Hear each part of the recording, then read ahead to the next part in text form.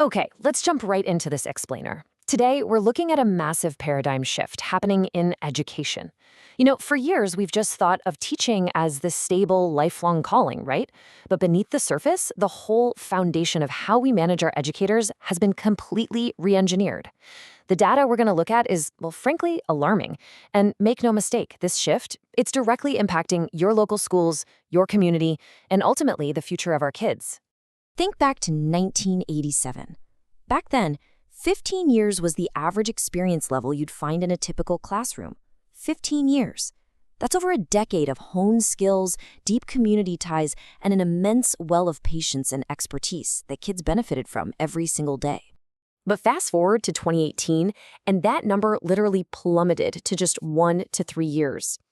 It reveals a really stark reality for us. Teachers are fleeing the profession way faster than college programs can even replace them. It's like the veteran teacher is rapidly becoming an endangered species. Section 1. The Exodus of Experience. So to understand this mass exodus, we have to recognize something absolutely crucial right off the bat. Teacher burnout is not some made-up mental health crisis. It is a very real, tangible thing that's actively dismantling the workforce. Teachers aren't just retiring early anymore, they are actively escaping. This quote perfectly captures why a staggering 55% of educators are thinking about walking away early. They literally feel like the system extracts every last ounce of their energy and gives absolutely nothing back. It just breaks them down emotionally. And the lack of support, it's honestly astounding. When a student flips a desk, throws a chair, or hurls insults, instead of administration asking if the teacher is okay, they often turn it right back around and blame them. They'll ask, well, what did you do to trigger the child? It's wild. This leaves so many educators feeling completely battered, scrutinized, and just totally unsupported in their very own classrooms. Section 2. Soft versus hard management. So a big question we have to ask here is, why does the system seem so unconcerned about all these people leaving? Why aren't alarm bells ringing down the halls of every administrative office? Well, to figure that out, we have to look at the actual business philosophy that's currently running our schools. Back in the 1980s, researchers at Harvard defined this concept called soft human resource management. And this pretty accurately describes how teaching used to work. It was a respected profession with real dignity. Teachers were treated like long-term investments. They were trusted, they had backing from parents and admins, and their professional opinions actually mattered. But then contrast that with the University of Michigan's concept of hard HRM. This is a management model laser-focused on extracting maximum effort in the most ruthlessly efficient way possible. In this kind of system, human capital is just inventory. You use people up, keep your costs as low as you can, and when they break, you just replace them with a cheaper, newer option. When you line these two models up side by side, it's pretty eye-opening.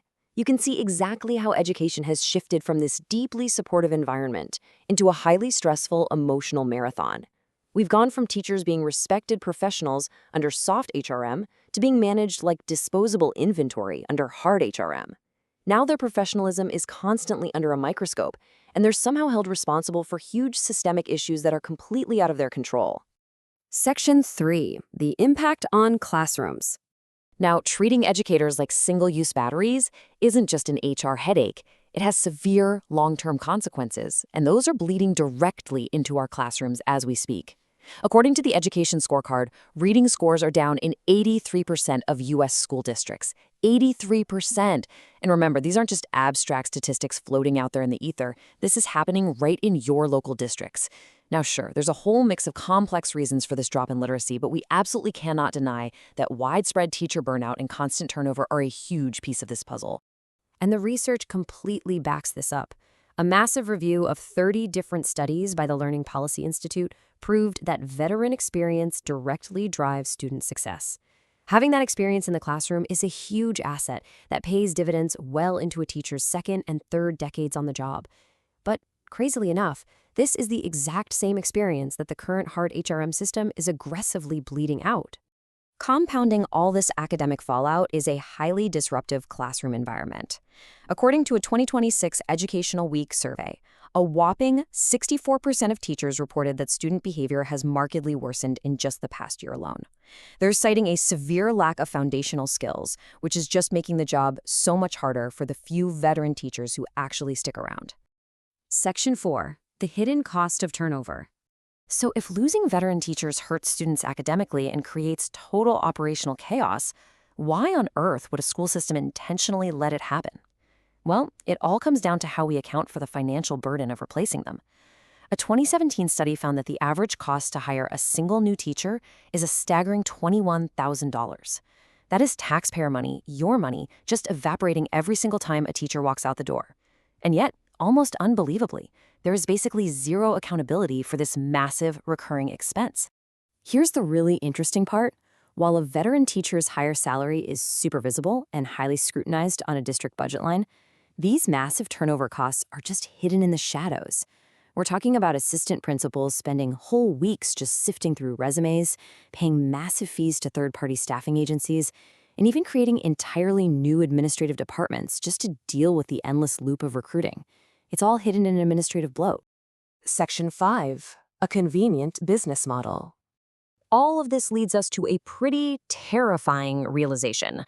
This whole epidemic of teacher burnout, it's not a coincidence. And it's definitely not an accidental flaw in the system. To a hard HRM system, an experienced teacher is actually seen as a logistical liability. Why? Because veteran teachers ask questions, they have healthy boundaries, they push back against administrative overreach. New teachers, on the other hand, well, they're hopeful, they're highly compliant, and they are usually just desperately trying to survive. They don't ask questions, and they're willing to do whatever it takes to keep their jobs. Basically, education has adopted this classic corporate strategy called churn and burn. It's a model that relies entirely on hiring cheap, extracting maximum effort during that tiny little window of new hire enthusiasm, letting them inevitably burn out, and then just repeating the whole cycle. Honestly, it is far more convenient for the system to let passionate educators burn out than it is to actually step up, improve working conditions, and deal with the pushback. We hear the phrase teacher self-care thrown around a lot these days.